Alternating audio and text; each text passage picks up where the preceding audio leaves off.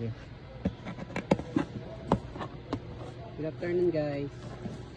So dumating na pala yung ano namin, in-order na sapatos.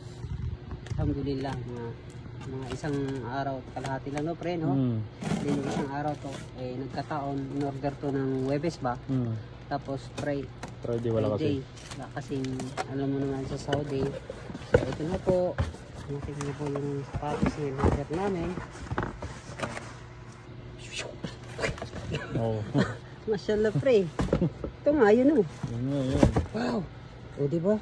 Sakto sa akin ito. So ito po talaga siya. Alhamdulillah. So ayan, may Adidas dito.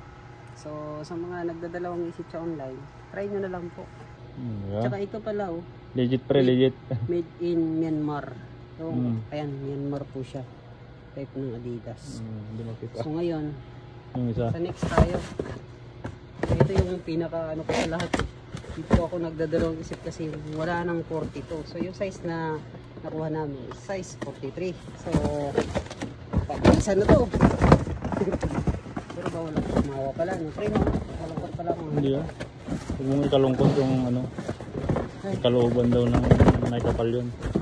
Tama. So kailangan pagluhin. Ayaw ba? Ayaw. Malaki ba? Ayaw lumabas pre.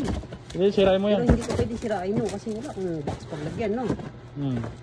So patient lang talaga. Yan na. So lumabas na po. Ang tanggap hirap. Ito po. Tama nga.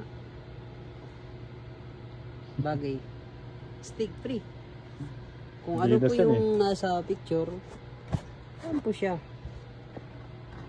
Adidas. Kasi noon pa lang, pangarap ko talaga magkaroon ng Adidas. Bata pa ako. Ito talaga yung nasa puso ko na sapatos. Kumbaga kung sa sabon, safeguard. Kung panglaba, Tide or Ariel. Pero Tide talaga. So ito na po. Alhamdulillah. James, thank you James. Salamat James. Assalamualaikum.